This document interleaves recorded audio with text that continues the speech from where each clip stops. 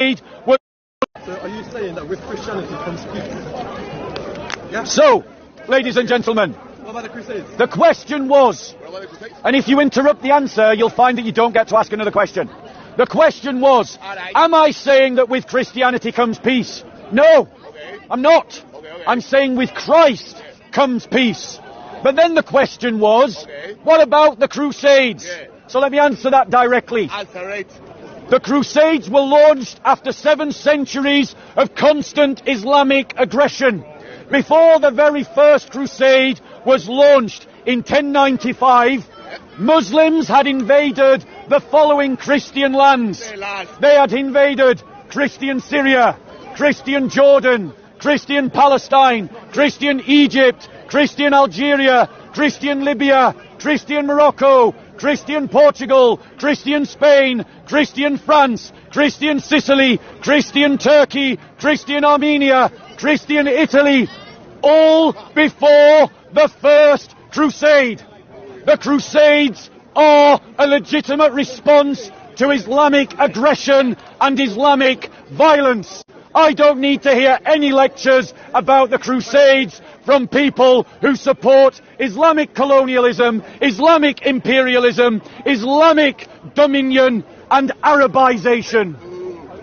Any other questions about any aspect of Christian history, Christian belief, Christian values, traditions? This is your opportunity. Any questions? Go on. So you spoke about the Crusades. Yep.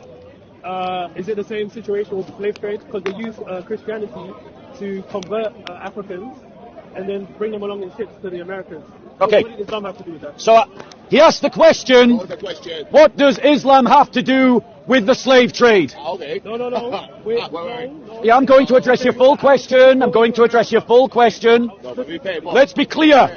Before the European slave trade of the 1600s, 1700s and 1800s that happened in West Africa, the Islamic slave trade had existed in the Muslim world for nearly 14 centuries prior.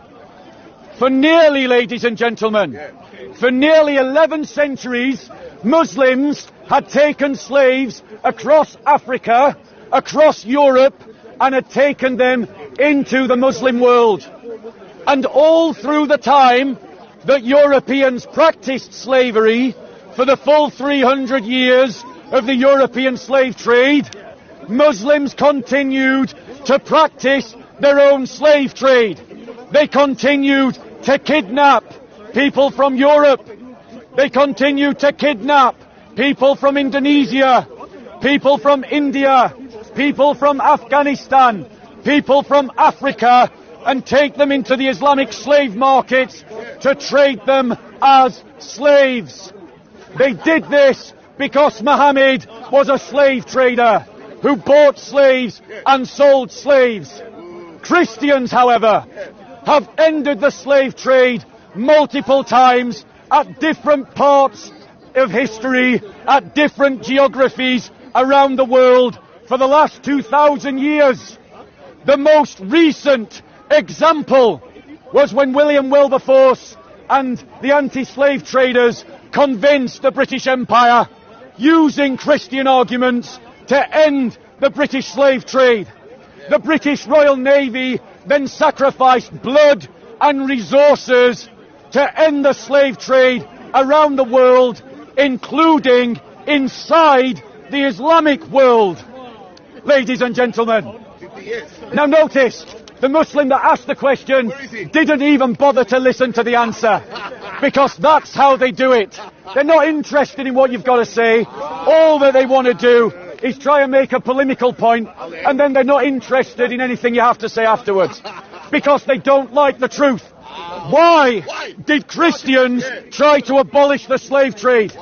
Because our example is Jesus Christ, and Jesus Christ, in a time when slavery was normal, never had a slave, never bought a slave, and never sold a slave.